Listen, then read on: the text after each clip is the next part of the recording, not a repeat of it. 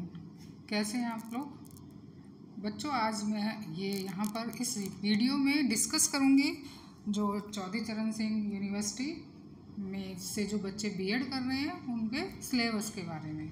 जैसा कि नया सेशन तो काफ़ी समय पहले स्टार्ट हो गया है और हमेशा क्या है कि एक कन्फ्यूज़न रहता है बच्चों को इस 2 साल के बीएड कोर्स का, क्योंकि कहीं कहीं एनईपी के अकॉर्डिंग जो इंटीग्रेटेड बीएड है वो लागू नहीं हुआ है। तो बात करते हैं इसमें 2 साल के कोर्स को कैसे कैसे डिवाइड किया गया है। तो ये जो प्रोग्राम है 2 साल का, इसमें जो सिलेबस है उसको 3 ग्रुप में बांटा गया है, जिसमें ग्रुप ए, बी और सी। तो ग्रुप ए के अंदर इन्होंने पर्सपेक्टिव्स इन एजुकेशन यानी इसमें कोर कोर्सेज को रखा गया है, जिनको शॉर्ट में सीसी कहते हैं।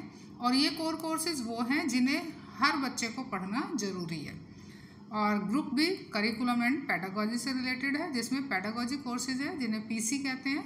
और ये पीसी कोर्स जो है बच्चा अपने स्कूल के सब्जेक्ट क्या उसे चूज़ करने हैं, यानी आगे जाकर उसे भविष्य में किस सब्जेक्ट का टीचर बनना है, तो वो अपने ग्रेजुएशन के बेस पर इन पेडागोजी कोर्सेज को सेलेक्ट करता है। ग्रुप सी जो है वो है experience for enhancing professional capacities, जिन्हें हम ईपीसी कहते हैं। तो इन ईपीसीज में कुछ फाइल्स वगैरह बनती हैं सेशनल। तो ये क्योंकि एक टीचर को ऑलराउंडर होना चाहिए, उसकी जो कैपेसिटी है वो हर क्षेत्र में होनी चाहिए। तो यहाँ पर ग्रुप सी में हमने मतलब कोर्स के अंदर यहाँ कुछ फाइल्स को लिया गया है। तो यहाँ पर अगर हम फिर ग्रुप ए की बात करते हैं जिसमें कोर कोर्सेज हैं, तो जो कोर कोर्सेज है यहाँ पर पहला कोर्स है कंटेम्प्रेरी इंडिया एंड एजुकेशन, जिसमें जो एक तरह से मार्जिनाइजेशन ऑफ इंडियन सोसाइटीज़ के बारे में पढ़ाया है, इम्प्लीकेशंस ऑफ एजुकेशन है, एनालिसिस है, जो पॉलिसीज़ हैं हमारी सिग्निफिकेंट्स इंडियन एजुकेशन में, ये सारी चीज़ें बताई हैं। और CC2 philosophical and sociological perspectives of education ये है। देन CC3 जो है वो growing up as a learner, जो कि साइकोलॉजी से रिलेटेड है। तो यहाँ पर CC4 teacher teaching and technology. तो यहाँ पर जैसे नाम ये एक नया मतलब आपको लगेगा कि टीचर टीचिंग एंड टेक्नोलॉजी, क्योंकि टेक्नोलॉजी का टीचिंग में भी बहुत इफेक्ट पड़ता है। तो देखा जाए तो अगर बीएड का हम कोर्स लेके चलें तो यहाँ पर ये जो आपका CC4 कोर कोर्स है, ये टेक्नोलॉजी को जब एजुकेशन में शामिल किया गया कि किस तरह से हम टेक्नोलॉजी का यूज़ करके एजुकेशन को और अच्छा बना सकते हैं। तो इसमें मोस्ट ऑफ द बीएड का जितना भी मैं अगर अपने व्यू पॉइंट से कहूँ तो ये सबसे इम्पॉर्टेंट कोर कोर्स है, जिसमें आपकी बीएड की जो मेन चीज़ें हैं वो इसके अंदर आई हैं। इसके बाद है CC5 creating an inclusive school, जहाँ पर इंक्लूसिव एजुकेशन के बारे में बताया गया है। इसमें कई 1-2 यूनिट तो आपकी साइकोलॉजी से ही रिलेटेड है, जिसमें डाइवर्स नीड वाले बच्चे हैं, और बाद बाकी इंक्लूसिव एजुकेशन, इंक्लूसिव स्कूल कैसा होना चाहिए, इंक्लूसिव टीचर की क्वालिटीज़ क्या होनी चाहिए, ये सारा कुछ बताया है। देन इसके बाद है CC6 gender school and society. यहाँ पर जेंडर से यानी फेमिनिज्म और आपका इस जो दूसरी चीज़ें हैं वो स्कूल और सोसाइटी में उनका क्या रोल है, बॉय और गर्ल का, तो वो सारी चीज़ें इसमें बताई गई हैं। तो यहाँ पर फैमिली से रिलेटेड, कास्टिज्म का, रिलीजन का, कल्चर का, ये सारी चीज़ें हैं। देन 7th है CC7 जिसमें नॉलेज, लैंग्वेज एंड करिकुलम। और CC8 work, education, Gandhi ji Nai Talim and community engagement.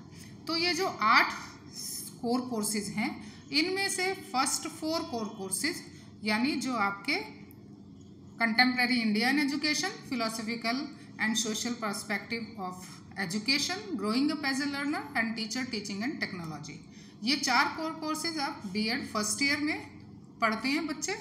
और जो ये लास्ट के जो 4 कोर कोर्स हैं, जिसमें creative and inclusive school, gender school and society, knowledge, language and curriculum and work education, Gandhi ji Nai Talim and community engagement, ये second year में कवर किए गए हैं। अब ग्रुप बी में देखते हैं जिसमें करिकुलम एंड पेडागोजी, जो कि पेडागोजी कोर्सेज से रिलेटेड है। तो यहाँ पर सब्जेक्ट ऑफ स्पेशलाइजेशन का एक तरह से समझाया गया है कि आपका जो भी टीचर है, वुड बी टीचर्स, तो वो अपने 2 स्कूल सब्जेक्ट्स को सेलेक्ट करते हैं जो PC1 और PC2 कहलाते हैं। तो यहाँ पर जैसे सब्जेक्ट्स बहुत सारे एरियाज हैं, जैसे साइंस में है तो साइंस में physical science, biological science, mathematics या सोशल साइंस है, या लैंग्वेजेस हैं जिसमें हिंदी, इंग्लिश, संस्कृत। तो ये सारी चीज़ें आप अकॉर्डिंग टू योर ग्रेजुएशन आप इसमें अपने स्कूल सब्जेक्ट्स को सेलेक्ट करते हैं। इसके बाद PC3 असेसमेंट फॉर लर्निंग, ये PC3 भी सेकेंड ईयर में ही कवर होता है, जिसमें थोड़ा सा स्टैट के बारे में और लर्निंग को कैसे असेस किया जाए, उसके लिए क्या चीज़ें होनी चाहिए, ये सारा है। तो यहाँ पर ये PC3 है असेसमेंट फॉर लर्निंग। इसके बाद PC4 है, ऑप्शनल कोर्स होता है। ऑप्शनल का मतलब इन जितने भी ये दिए गए हैं, education administration and management, guidance and counselling, environmental education, computer education, health, physical education and yoga and life style management, इसमें से आप कोई भी एक सब्जेक्ट अपना सेलेक्ट कर सकते हैं। इट डिपेंड्स ऑन यू कि आप कौन सा सब्जेक्ट इसमें सेलेक्ट करना चाहेंगे। वैसे जनरली क्या है, एनवायरमेंटल एजुकेशन को ही बच्चा सेलेक्ट करता है क्योंकि ये इजी पड़ता है SST वाले बच्चों के लिए भी और साइंस मीडियम वाले बच्चों के लिए। बट मैं सजेस्ट करूँगी अगर किसी ने अपना स्कूल सब्जेक्ट कंप्यूटर साइंस लिया तो उसे कंप्यूटर एजुकेशन सेलेक्ट करना चाहिए। बाद बाकी आपके ऊपर डिपेंड करता है कि आप कौन सा सेलेक्ट करें। ये टोटली ऑप्शनल कोर्स है।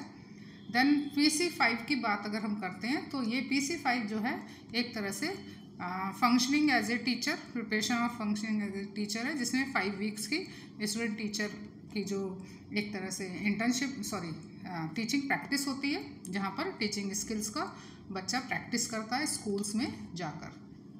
देन PC6 जो स्कूल इंटर्नशिप है, तो ये जो PC5 है ये फर्स्ट ईयर में ही कवर किया जाता है, जिसमें आपकी स्कूल में जाकर टीचिंग प्रैक्टिस होती है।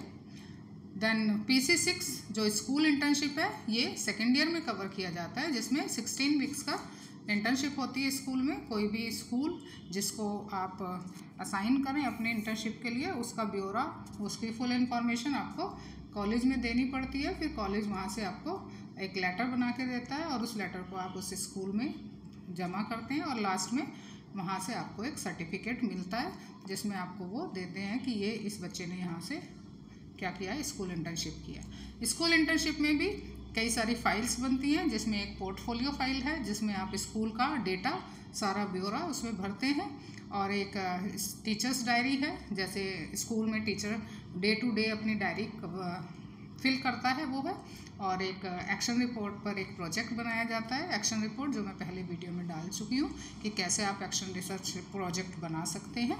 तो ये कुछ चीज़ें हैं जो स्कूल इंटर्नशिप के दौरान आपको करनी पड़ती है।